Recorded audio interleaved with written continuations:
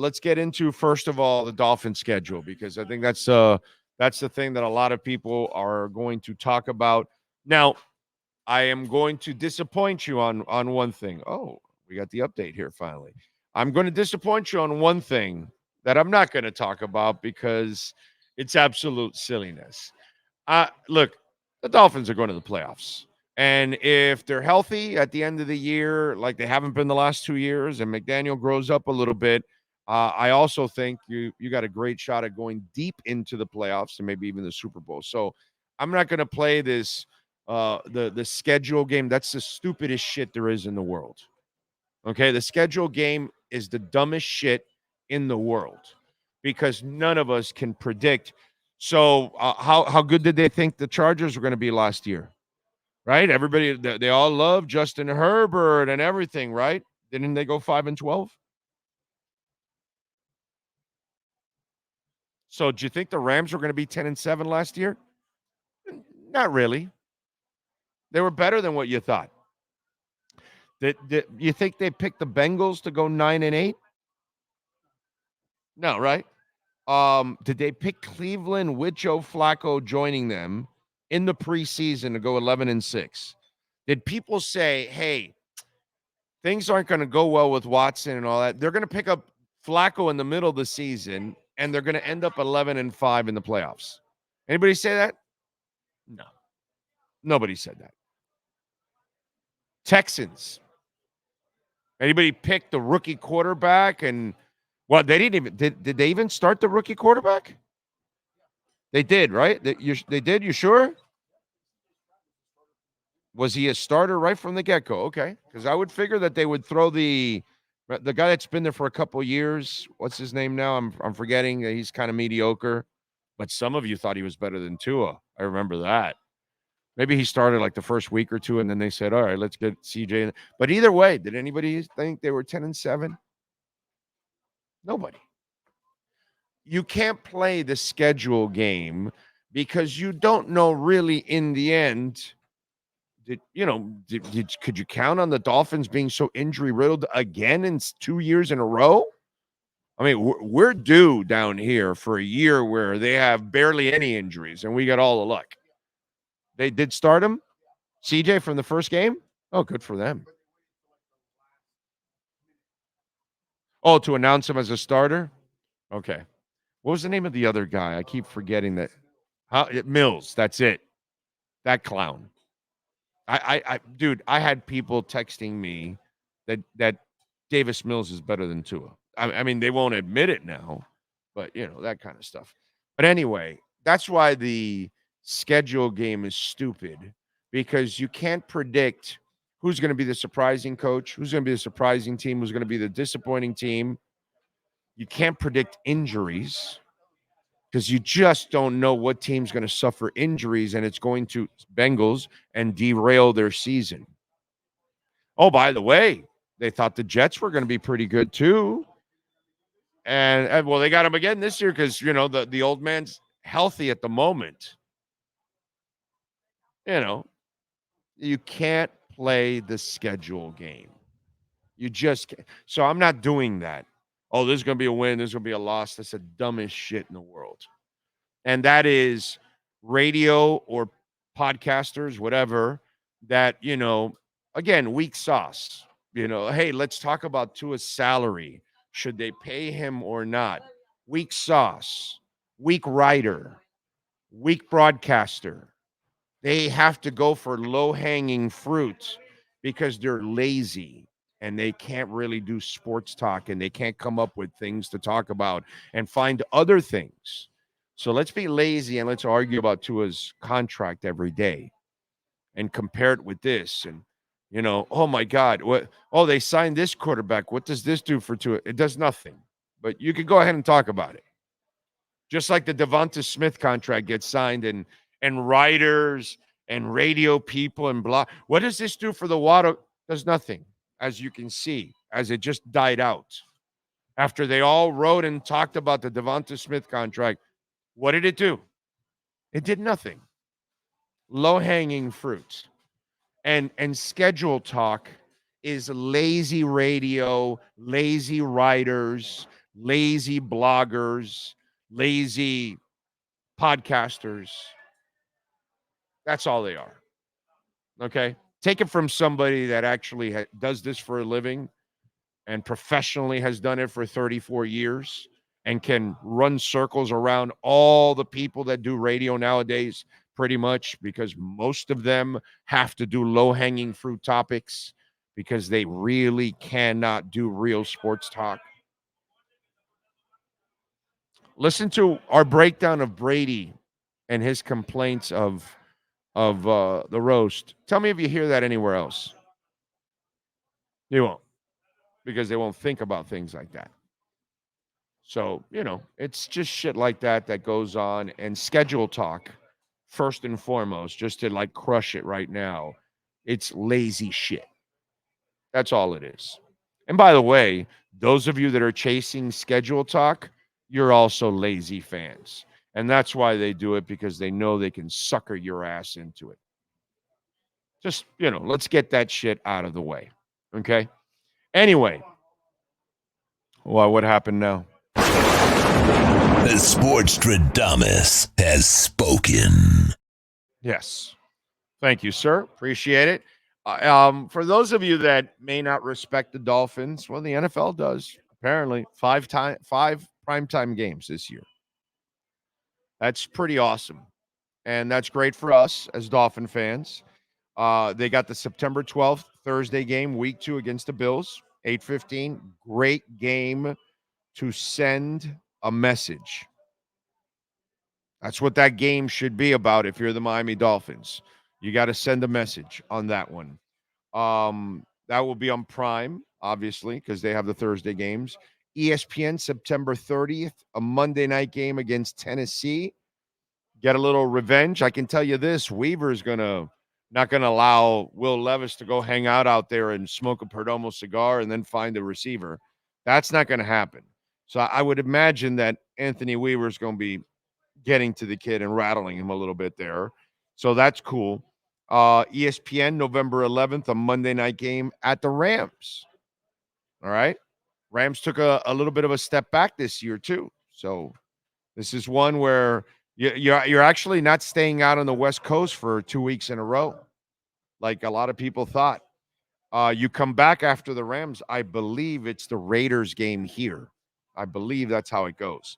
Then November 28th, an NBC game on a Thursday night against the Packers. That's the Thanksgiving matchup at 8:20. So that's pretty cool. And then you've got December 29, Sunday against the aforementioned Browns on the road at 8:20. That's an NBC game also on a Sunday night. And they could get flexed in or flexed out at the end. Yeah, I don't think so. I, I don't think. Yeah, but what about the other weeks? The last couple of weeks, they could get flexed, right? Uh, I mean, if they're sexy, They they left the could. week 18 open to be announced, so they left that one wide open. Right. But I don't see us getting like last year. We got put into that game. because Yeah, of Buffalo, yeah. I but think we could get flexed in for one more if we're sexy. If things are going well and they're not suffering injuries, I think we can actually enjoy a sixth one. But hey, listen, 5 is plenty of respect. They're looking at it. They're looking at the Dolphins as what they think is one of the primetime teams out there, right? So there's only a few teams that are either getting 6 or 5 or 4. That's a lot of primetime games. So if you're getting 4 or 5 or 6, they're thinking highly of you. And we're not in New York or LA or Chicago, which are the top 3 major markets. So for us to get 5, not a major market, but that's because the team is sexy, that's huge. That's the kind of stuff that gets New York and LA and Chicago when they're good.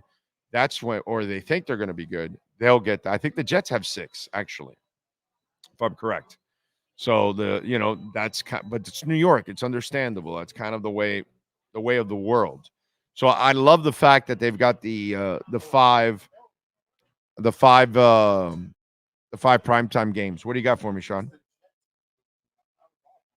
Yeah, the Jets are week 18. Yeah, it's either Yeah, and it's either January 4th or 5th, that Jets game. That could get flexed.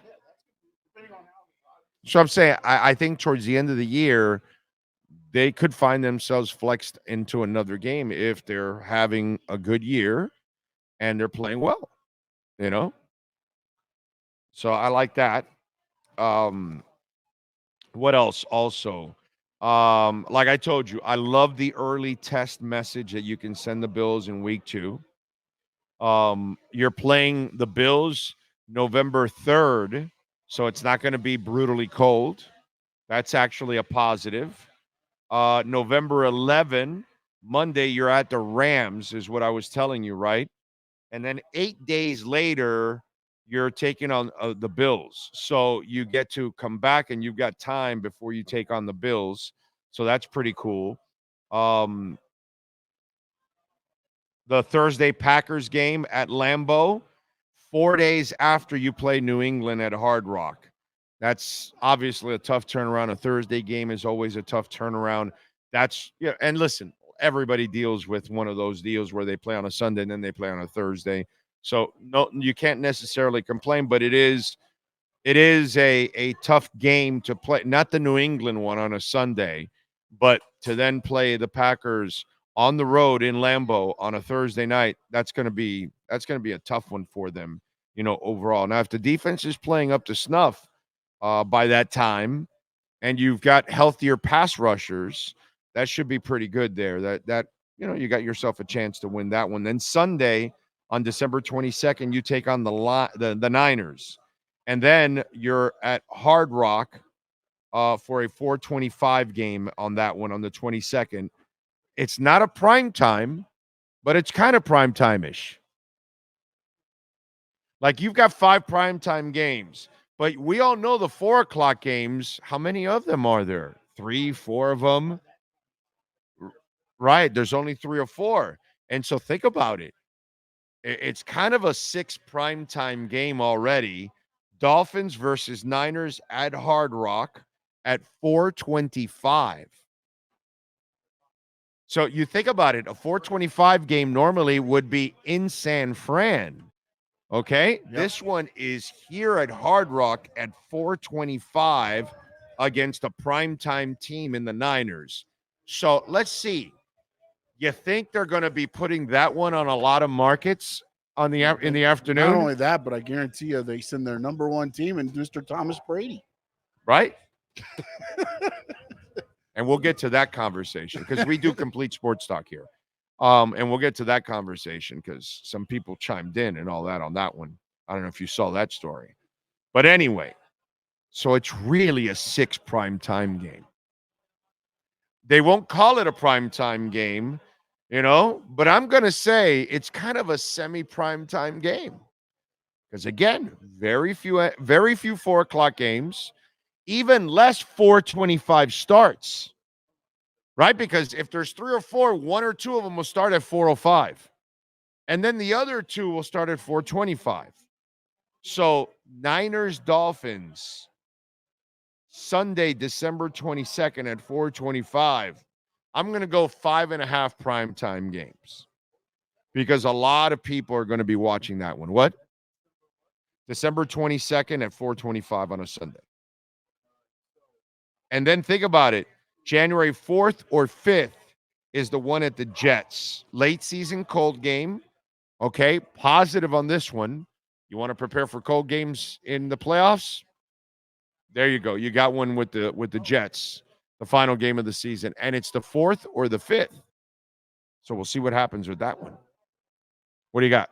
No, because I like the team. It's up at the top. I was like looking to find out where they're on CBS. Actually, it's going to be the 4:25 game on. Yeah, CBS. No, it's not an NFC game Yeah, because it's here. Yeah, so then, CBS has it, not Fox. 405. If you were at San Fran, Fox would have it. 405 Chargers, Broncos at Chargers. 405 Vikings at Seahawks. See? And then the 425 other CBS game is Jaguars Raiders. Jaguars Raiders. Niners Dolphins. Prime time. So really they have like 5.5. I think it's a full primetime game personally. In fact, what's the Sunday night game that week? Buccaneers, Cowboys. It's prime time, baby. It's prime time.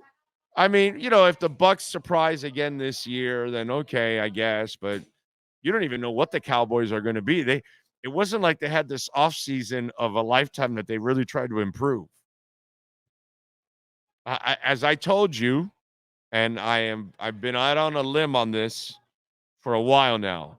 Jerry Jones purposely did not help Dak Prescott because they want to see him sink more than swim, and they want to move on. That's why they didn't give him a contract, and that's why they didn't do a lot of improvements. So, but I'm telling you, you look at this schedule. So it's a sexy schedule, and you got to overcome stuff. But overall, I like it, man. I like it. And a lot of respect for the Dolphins on that one.